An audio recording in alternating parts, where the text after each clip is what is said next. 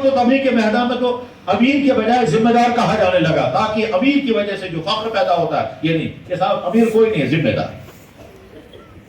जहां ओहदों की जंग होगी वो दावत का मैदान नहीं है, वो दावत का मैदान नहीं।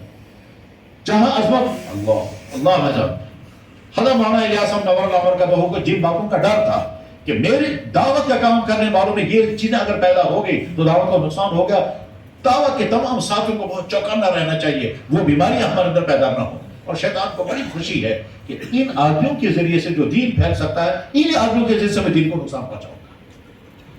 मेरे भाइयों, दावत और तबलीग की मेहनत अल्लाह ने हमको अता फरमाई है, इसके नतीजे में हमारी जुबान दीन बोलती है, हमारे कान दीन सुनते हैं, हमारे सफर दीन के लिए होते हैं, हमारी फिक्रें दीन के लिए है, हम उम्मत के गम में उम्मत के लिए दुआएं करते हैं।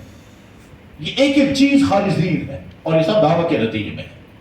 अब अगर दावत को हमारे जरिए से किसी पर से नुकसान पहुंचता है, इसका मतलब ये है, इसका मतलब ये है कि ये शख्स बदतरीन मुजरिम है, क्योंकि अल्लाह ताला शानो उस गलती को तो फौरन माफ कर देते हैं जिसका ताल्लुक इंसान की जात के साथ है, लेकिन वो गलती जिसके नतीजे में दीन को नुकसान हो और दीन के काम को नुकसान हो, वो अल्लाह ताला को बर्दाश्त नहीं। याद रखना चाहिए, वो गलती जिसका ताल्लुक इंसान के अपनी जात के साथ है वो छोटी है बमुकाबले उस गलती के जिसके नतीजे में काम को नुकसान हो। काम इंतहाई कीमती है। और मेरे भाइयों, जिन खित्तों में हम लोग आबाद हैं, इन खित्तों में अब दीन की बचाव की और कोई शक्ल नहीं। ईमान कैसे बचेगा, उम्मत के अंदर दीन कैसे आएगा, मस्जिदें आबाद कैसे होंगी, उम्मत अपने बच्चों को दीन बेदीनी से कैसे बचा पाएगी, दावत और तबलीग के अलावा और कोई शक्ल नहीं है।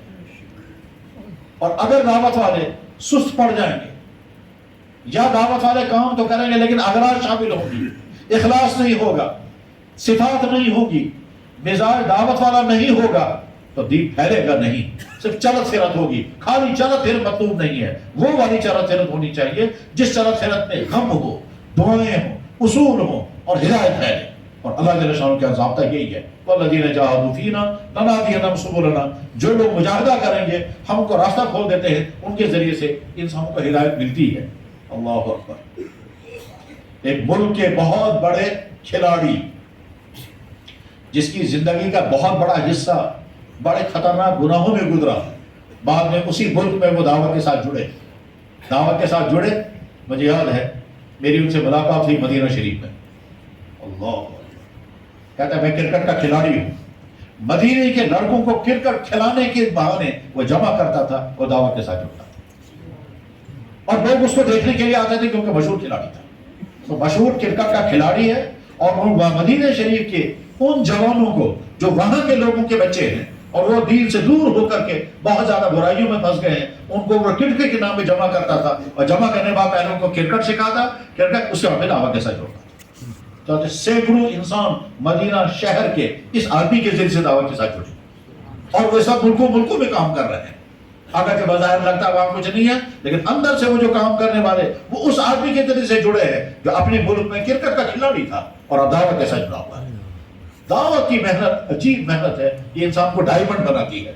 मेरे भाई, दफ्तरों में काम करने वाले मुसलमान, दुकानों पर बिजनेस करने वाले ताजिर, घरों में काम करने वाले मजदूर, खेती बाड़ी में काम करने वाले लोग, वो जब दावत के साथ जुड़ते हैं तो बाद में इनकी जुबान दीन बोलती है, इनका चलना दीन होता है, इनकी सोच दीन होती है, इनका आमाल दीन के मुताबिक होते हैं। ये दावत के नतीजे।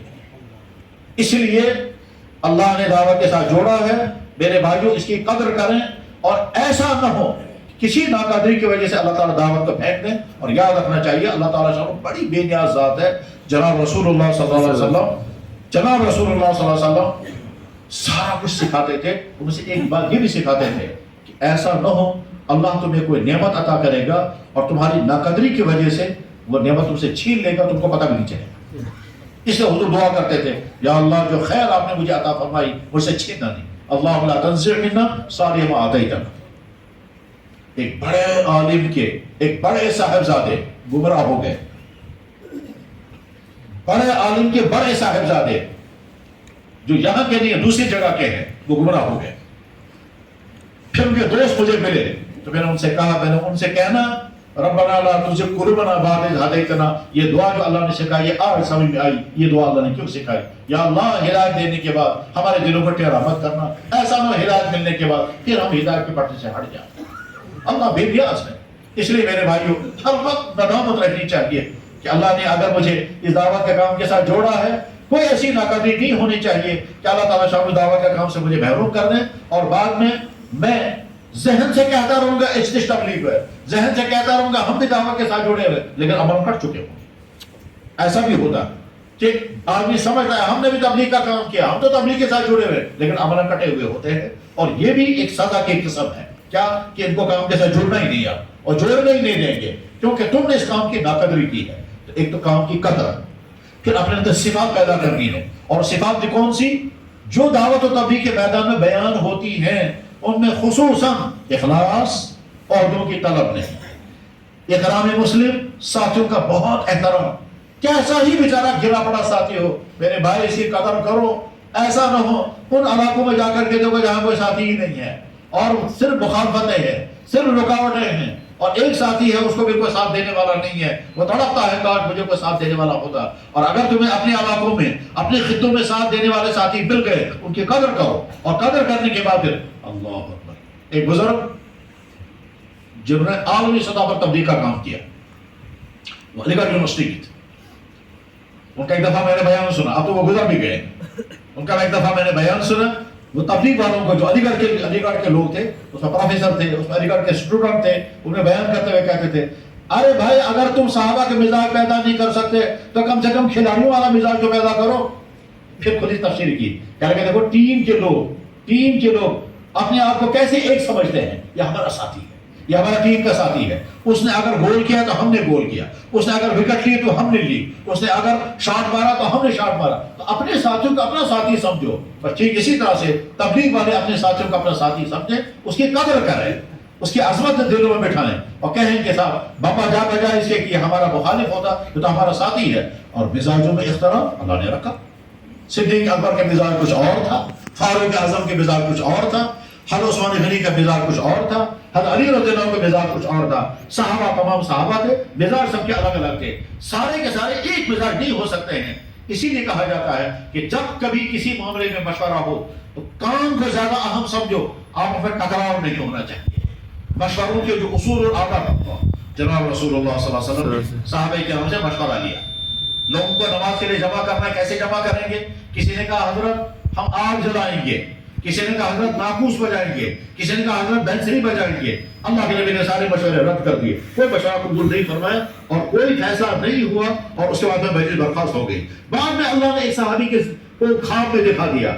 مشورہ یہ ہو رہا تھا کہ لوگوں کو نماز کے لیے جمع کرنا ہے، کیسے جمع کریں گے؟